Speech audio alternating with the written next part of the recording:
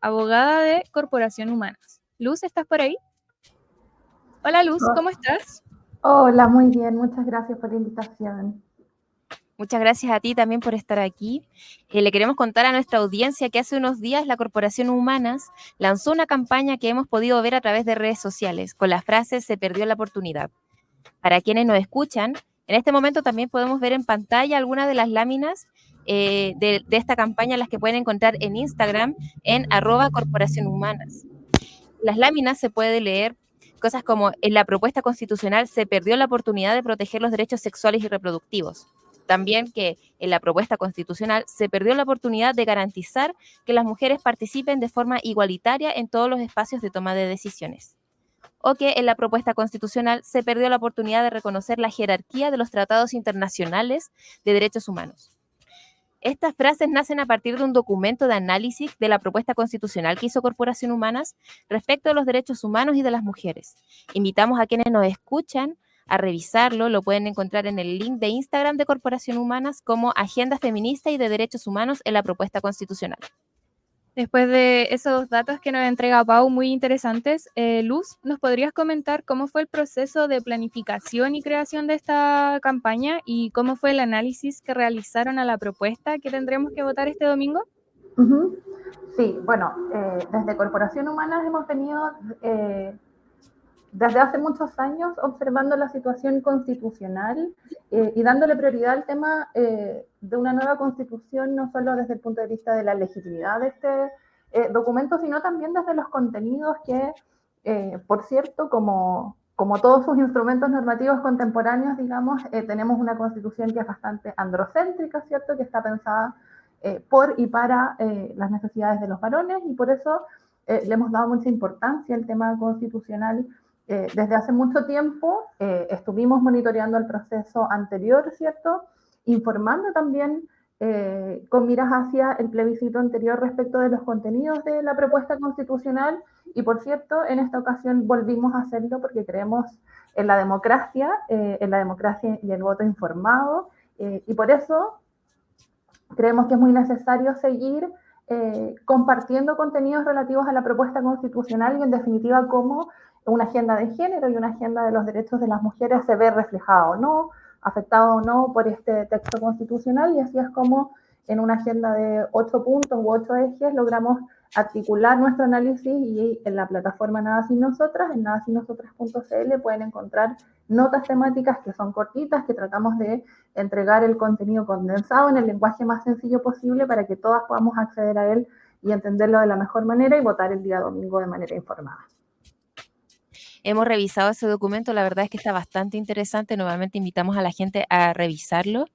Y bueno, también hablando ya de los temas que entran en la campaña, nos preocupa mucho el pensar los derechos de las mujeres y respecto al acceso a los métodos anticonceptivos. ¿Nos podrías contar más o menos qué establece la propuesta y por qué podría ser un peligro para el derecho de las mujeres? Sí, primero hay que situarse en un marco más amplio, que es el de los derechos sexuales y reproductivos, y ahí el acceso a métodos anticonceptivos de calidad y a elegir esos métodos anticonceptivos se encuentra dentro de este marco más amplio que son los derechos sexuales y reproductivos. Ahí partimos con una deficiencia, ¿cierto? Porque si bien hubiéramos esperado, o sería lo ideal, que esta propuesta constitucional reconozca y garantice estos derechos, lo cierto es que no lo hace. Y por lo tanto ahí ya partimos desde una base que no es la mejor para hablar de métodos anticonceptivos y el acceso a esto. Pero por otra parte tenemos algunas normas que son preocupantes, específicamente el elevar la objeción de conciencia a un rango constitucional, que la pone en un rango mayor de lo que conocemos hoy en día, ¿cierto? En que está circunscrita a una figura particular, que es la Ley de Interrupción Voluntaria del Embarazo. Y por lo tanto, creemos que esa es una norma que va a afectar en general la aplicabilidad de las leyes. Ahí siempre tenemos que pensar en el Estado de Derecho como una figura en que se basa, cuya base es que todos cumplamos nuestras obligaciones legales, ¿cierto? Y lo que hace la objeción de conciencia, en definitiva, es permitirle a las personas abstenerse de cumplir una obligación legal. Y, por ejemplo, ahí nos preocupa mucho, sobre todo en referencia a la pregunta de los anticonceptivos, cómo van a recepcionar los profesionales y las profesionales de la salud este tipo de normas que les permiten exceptuarse de cumplir ciertas obligaciones, porque en la práctica ya conocemos de muchos obstáculos para acceder a este tipo de prestaciones o bienes en salud. Digamos, no es una situación nueva y todas conocemos alguna amiga o alguna conocida, ¿cierto?, que fue a la consulta del médico ginecólogo o de algún otro profesional de esa área de la salud y tuvo problemas para decidir el anticonceptivo, le quiso preguntar al pololo o la pareja, le preguntó si quería o no quería tener hijos. Y lo mismo ocurre con otras prestaciones como por ejemplo la esterilización quirúrgica, que si bien en nuestra legislación no tiene ningún obstáculo para que nosotras pudiéramos acceder libremente a ella, lo cierto es que en la práctica las mujeres que no tienen hijos o que son consideradas por los médicos o médicas como muy jóvenes no logran acceder. Y esta objeción de conciencia de rango constitucional, en definitiva, entra en pugna con nuestros derechos a acceder a este tipo de servicios y prestaciones, y por lo tanto significa un riesgo en el futuro para ello, y también, bueno, lo que se ha hablado de que eventualmente las propias farmacéuticas o las farmacias pudieran abstenerse de entregar ciertos servicios, y eso afecta a las personas en cuanto al acceso a ciertos productos, ¿cierto? Y afecta mucho más a las mujeres de lugares más apartados. Y eso siempre hay que tenerlo en consideración, no solo mirar estas normas desde nuestro lugar, por ejemplo, como mujeres que viven en la ciudad, sino también como aquellas donde hay solo una farmacia.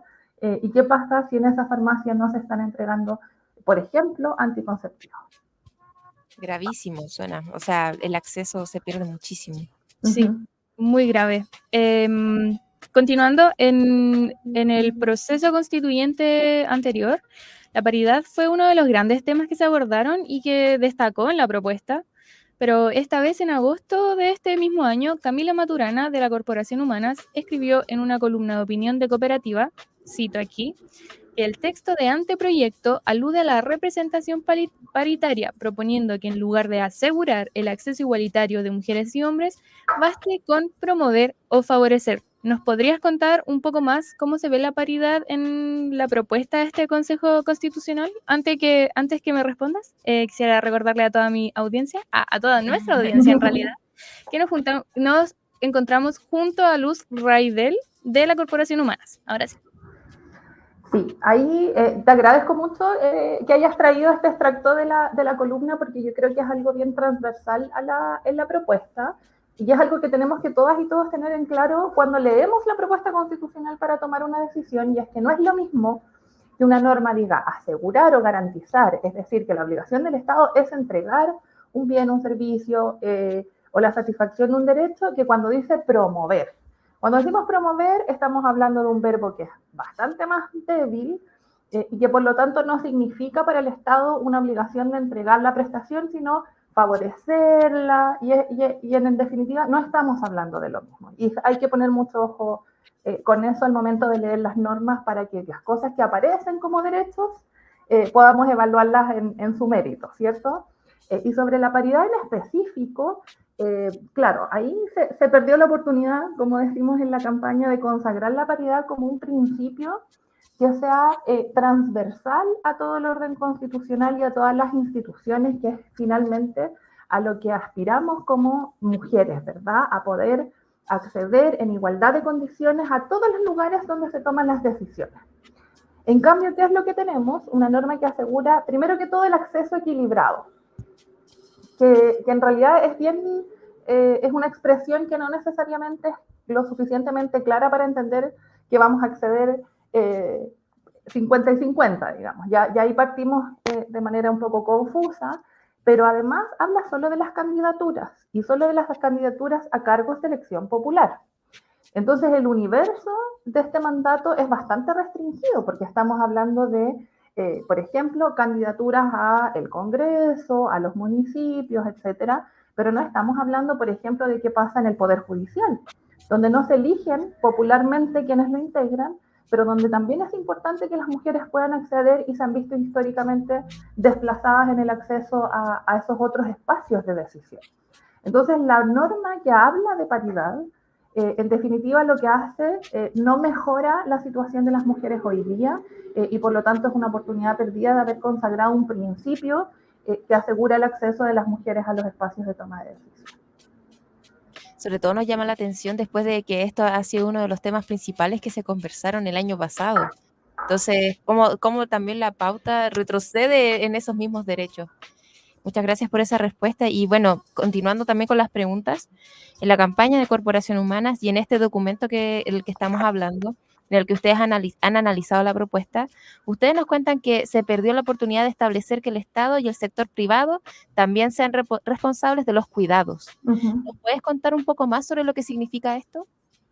Sí, es bien interesante conversar de la norma relativa a cuidados, porque es una de aquellas en que yo la calificaría como una falsa apariencia de algo que en definitiva no es la aspiración que cambia sustancialmente la vida de las mujeres, que es en definitiva lo que aspiramos con un texto constitucional, que es que dé un marco institucional que permita cambiar cuestiones estructurales para la vida de las mujeres. Y en materia de cuidados, lo que se hace, sí, es reconocer que los cuidados son importantes, decir que el Estado tiene que propender a la corresponsabilidad, pero lo que se hace, en definitiva, es mantener los cuidados en la esfera de lo privado, es decir, en las familias.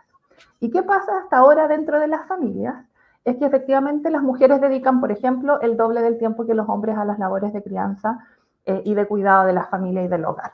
Entonces, lo que hacemos cuando mantenemos los cuidados en este espacio privado es seguir perpetuando las condiciones que favorecen que las mujeres se lleven desproporcionadamente el trabajo de cuidado sobre sus hombros en relación a sus pares varones, y esto no tiene que ver solo con una carga desproporcionada de trabajo, sino como ese tiempo y esfuerzo que yo ocupo me priva a mí como mujer que se dedica a estas labores de realizar otras labores que yo quisiera hacer, que es como el trabajo remunerado, las labores de liderazgo, o incluso el ocio, que es una cuestión a la que también todas y todos tenemos derecho. Entonces, esto de mantener y no incorporar un mandato claro que garantice que se redistribuyan los cuidados no solo dentro de las familias, sino también entre las familias, el Estado y los privados, lo que hace es, en definitiva, perpetuar una situación que ya conocemos y en la que nos encontramos, y además con un mandato muy débil de redistribución que no alcanza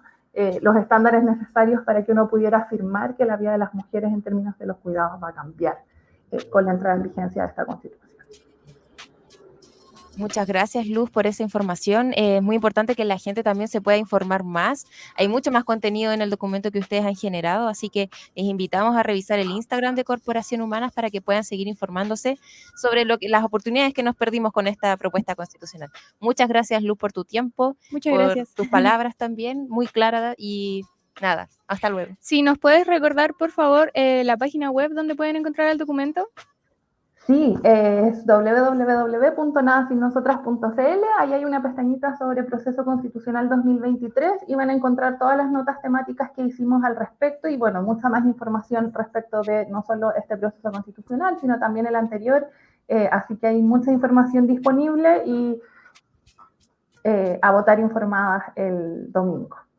Bacán, muchas gracias. En este caso dejamos a nuestra audiencia totalmente invitada a visitar la página www.nuncasinnosotras. Nadasinnosotras.cl. Muchas gracias, Luz. Bueno, que estén muy bien. Muchas gracias por la invitación. Chao, chao.